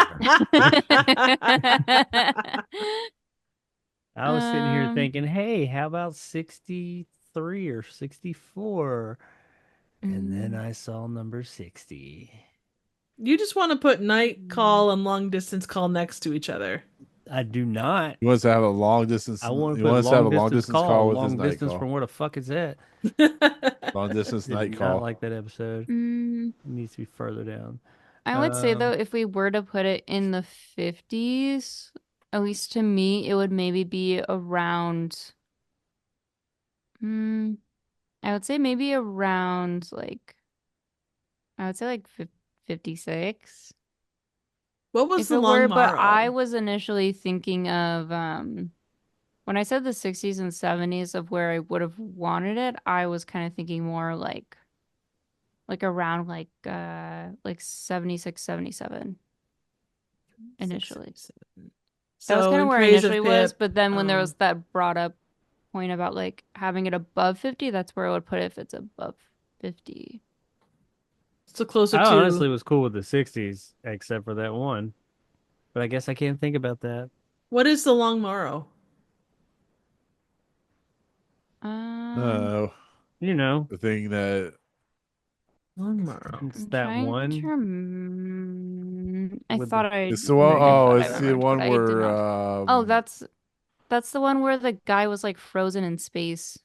Oh, right, right, right. He goes yeah off and to the she planet. Yeah, it's the And, astronaut yeah, one. yeah. yeah Oh, and yeah, yeah, she And yeah. that actually one She's like frees also all the was one herself that people put pretty high because they saw it the as like gift of the magi. underrated, which I would right. agree. I think those two episodes maybe aren't as appreciated enough, Which one? but The long the morrow. the Long Morrow and I like the long I would morrow. also I would also say with this episodes too, I can understand where people come from as far as it being maybe not as appreciated as other episodes, or maybe not as like recognized Right. within the Twilight Zone catalog That was as it should be. But Elizabeth Montgomery and Charles Bronson, right? Who? yes. Where they don't The speak the long same morrow. language, but they're like both no, two. That's two. Oh, They're Probe 7? survivors. Yeah, Oh, No. No, oh, two Apocalypse. two. two No, is the yeah, yeah, lonely. Two is the invaders. No, Number son of a bitch. 58. Dork. Smart Um, ass up in here. I know. Yeah, two is with Charles Bronson and yeah Elizabeth Montgomery. Right. yeah. Nick, what were you thinking for this episode? I don't think. I know that. I mean, it is definitely better than long distance call, but like I said, is it better than like Mm-hmm. mirror image and what you need? I don't know. Oh I like God. Probe 7 over and out more, and it's Mm, under long distance call. So I think that I would put this one in the mid 60s, honestly. I know I initially said low 50s, mid 50s before I looked at it. I know we're talking about Nick, but I didn't really say that. There I am, mid 60s. mm. No harm, no foul. Sorry to cut you off there. I was giving you more time to talk or think. Yay. It was all for I'm you, just trying Nick. to think of Totally I'm just trying to think of a unselfish. good number that would like be a good, 69, I guess, dudes. compromise. That's not 69 Um, this time. Mm, which one's the mind in the matter? Is that the gambling episode? it's the guy who reads the book about like Mine and the Oh Matter, yeah, and this then he episode's way sees better than clones that of fucking himself. shit. Yeah, I was kind Yeah, of I with wasn't a Nick huge fan of with that one. yeah, that's where I was coming from, at least where that's why I put it in the 70s because initially I was thinking for sure like I mean I can see in the 60s. I just can't imagine. I think like Nick said, I just can't imagine it being above Mirror Image for me personally, but I'm kind of willing to compromise and put it higher because I do think this episode, as far as the premise of the phone call, sort of being what carries the plot, I think this episode did a much better I job can with I it can than put it long above distance long calls. distance call. You could put it above that one or I mean, it's under. like I could, but it's like I mean, there's so many solid episodes It hurts, doesn't it? It right now hurts. that's Hurts a lot. You know what? That's my blight, bane of my existence. Having to put everywhere I things feel above. Purchase pain. the fucking dream. Everywhere it's pain to a point where I'm numb. It's very black and white. Just think of Like this there's as the no hope. Hellraiser podcast. There will be blood. I have such delights to Yeah. show you. We As we drink put Jacob's things above milkshake. perchance dream and whatever that other piece of shit was long Oh distance my call. We God. drink. I drink your perchance to dream. I drink it up. What's a cup of Uranus? Perchance. What's There in you that cup of Uranus? Perchance to dream. I don't know. I mean, Probe 7 and over now is dealing with Adam and Eve, and I like that. long I know distance you and I calls like dealing that one. with. I think this is a man butt lungs. episode because you and me liked it and Triv hated it. Whatever. And long distance call deals with butt lungs, so I don't know. Was butt lungs? Did you say Yeah. butt lungs? I misheard that. I know I misheard Yeah, that. iron lung. It's like but when I it's, always think you're it's, saying Oh, penis. butt lungs, like like the a butt SpongeBob. lung. Yeah. Yeah. I thought you said okay, whatever. Don't you mean the iron lung? Yeah, but iron butt. Yeah, I mean, iron butt. I don't know. You guys decide. Okay. I don't know where to put this. So What do you we're mean? looking This at like is your between long distance call. podcast. Yeah, but you guys are the ones that determine more than me because my favorite episode was all the way down at number 5. So I mean, Oh, poor I don't know. baby. Oh, what? I mean, mine's at number 2. Oh my god. I mean, we put Granted, either number World or 1 is number one of my one. favorite Dude, my episodes as favorite well, episode so- is at number 16, so suck it up, Cupcake. Yeah, but like, you know, like mine's so close. It's within striking distance and it's just forever stuck there. Okay, there, It Cobra is. Kai. But I do like our number 1 as well. But we're not talking about number 1. We're talking about Anyway. number 63. All right, so Worse. let's not make this too much longer. What's kind of the compromise? So we're doing between mirror image and long distance call. I'm not That's what fighting this thing. Nobody's really making a decision. Fair point. Let's see. What if we I think split around. Go ahead. Well, I was gonna say around 30 fathom grave. I'd be okay with, like is above it? 30 fathom grave. Where is that? How about 64? well, That'd be 64. How about above a nice place Oh. to visit? Because I do think this episode's better than that one. Really? Oh, That's yeah. cool. I can see that one the too. one Yeah, with hell. I can do that. Well, Yeah. yeah, but World of Difference is also dealing with that guy who has like the bitchy wife. True. Like, yeah. Oh yeah, I don't know. I'm serious. Like, she's like not a very nice person. She Like, taking it's like money. the When you're in need. it's the one where the guy like finds himself in 2 different realities or whatever. Mm-hmm. Are you sure that So I mean, A World of Difference wasn't that the one with the author that like retypes no, things? that was that. We have that way higher. No, No, that's, that one that is was- That's the season God, 1 dude, finale. I'm like forgetting the name. A World of His Own. Yeah. Sorry, yeah. You're right, yeah, right. World Different. We World always get Difference those is one mixed where up. he's like on the. Yeah, it's like his It wife. doesn't help is- that they're both in season 1 Yeah. and A like world didn't come of, out like, not right- that far from each other. They're like right next to it. Yeah. Yeah. We're So towards the latter half. how about above a World of Difference, below like Probe 7? How does that sound? Yeah. I'm good Yeah. with that. Okay. Exactly Yeah. where I said. Sure. I said take it No, too, you Yeah, said well, though. 60. Huh? You said 60. Didn't No, you? I said I liked it at like 63, 64, but then I saw 60 and I was like, ugh. Oh. That Well, was you the did get monkey your wrench. way That's this literally time. where I Everything put was it okay. too. Everything was okay. See? Well, Great no, I minds. put it above a World Yes, Difference great between minds. Probe 7, underneath Point Probe 7. taken. So You Point see, taken. this is a prime example of the man getting the last word. And you know what? So be it. wow, Such is I life. see how this is. Wow. What? Just like the episode? I'm not gonna be crying in my bed after Let me this. let me You're not play getting into that this. You're gonna be- satisfaction from You're not gonna me. be crying. You're gonna be sleeping. You're tired of like. Let me play into Well, this no toxic shit, it's a masculinity. Hang bed. on. Why would I not sleep in it? Fine. I'll see myself out. Yeah. I'll dig my own grave later. Well, you have a phone line going to it though. No, when you that's call to me my years that's to from my now and be dead like, no, I fiance. don't forgive you. Fuck off. With a black leather jacket. You'll be There like, you go. no, me and my black leather jacket are so sad. I had to bury the black leather jacket with him. It was in his will. Did you kill him? No. Trash can. No, that was his what is it called? That was his dummy.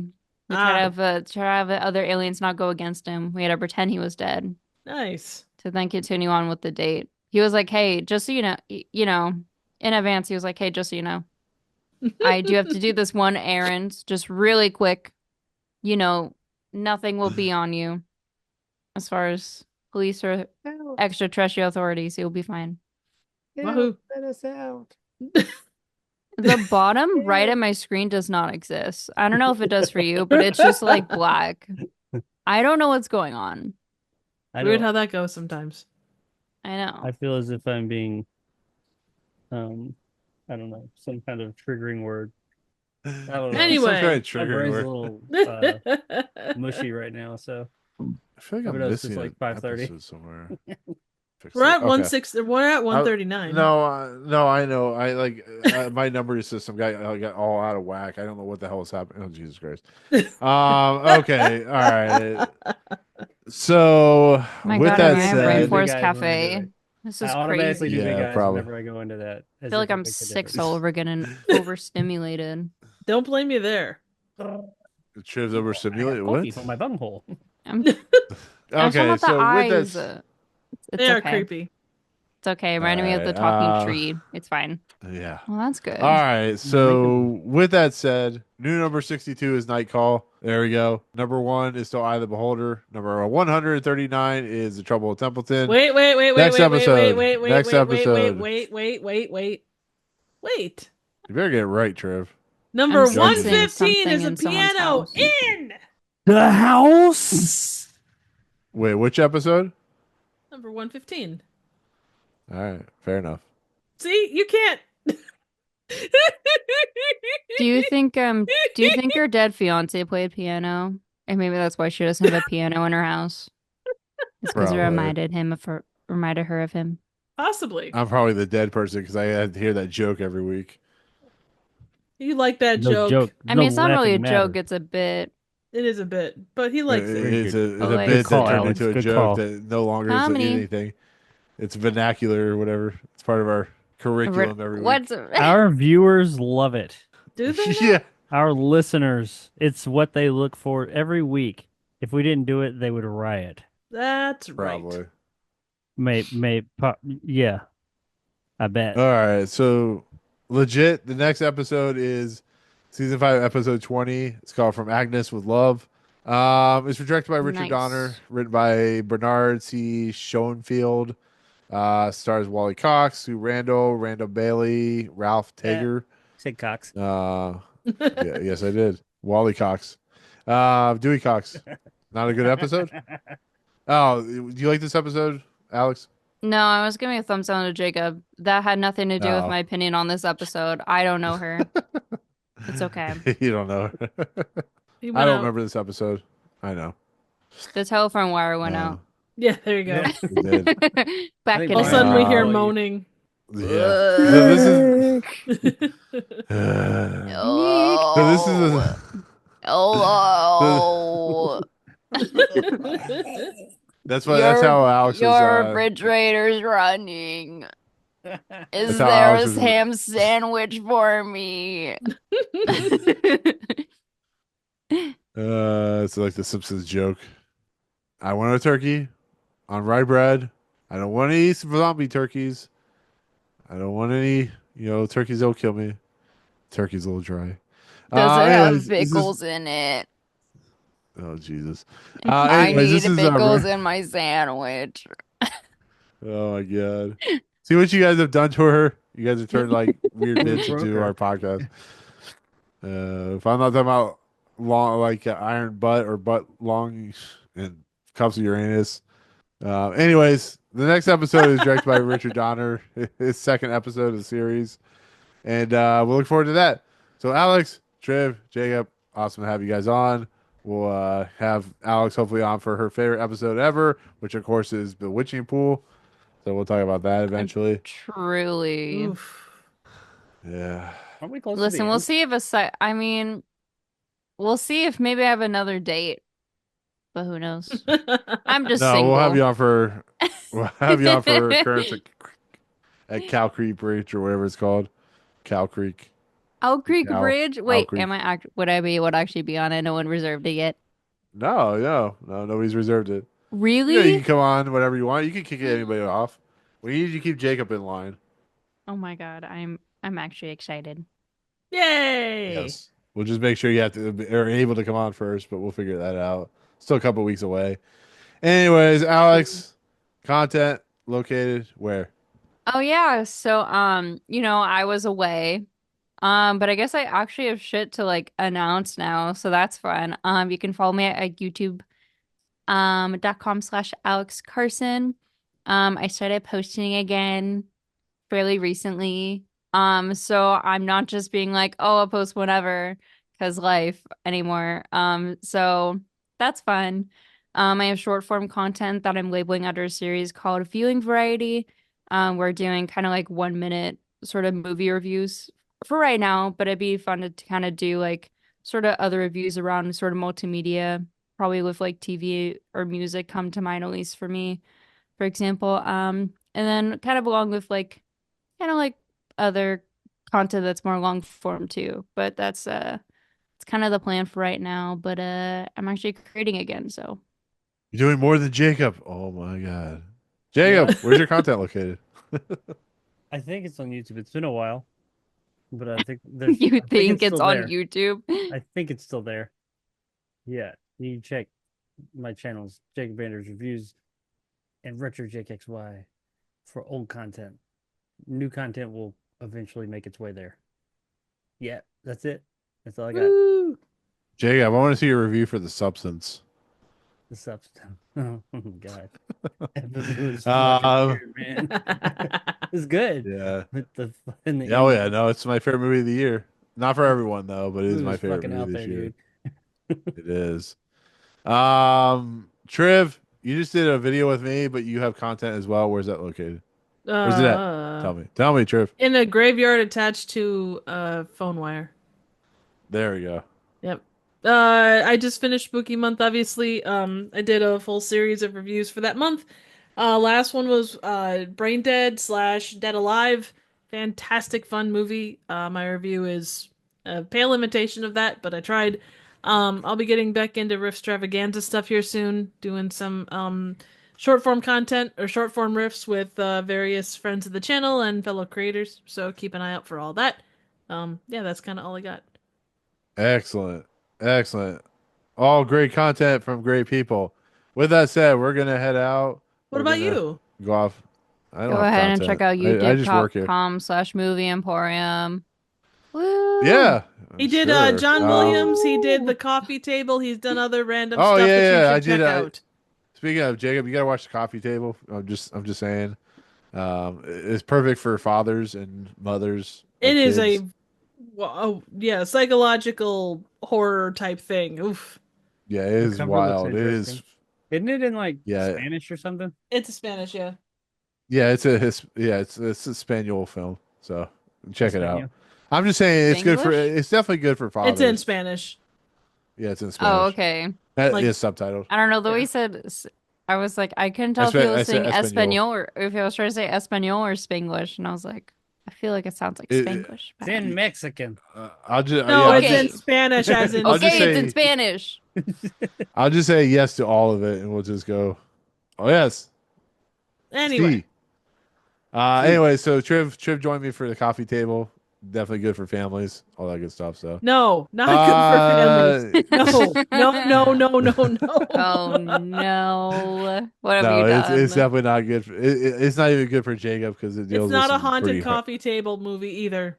No, Do you guys watch No, Terrifier? Dang 3? it. I haven't I gotten around did, to it yet. and yeah, I it's- have it. yeah. Nick asked me if I watched it. I think didn't you ask me to watch that the other day? Yeah, but I watched it myself. It was more Terrifier, but we'll talk.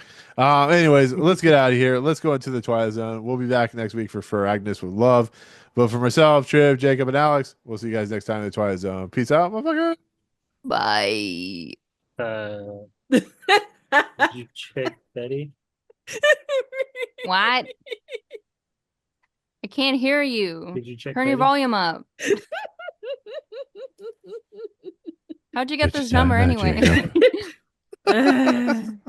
yeah.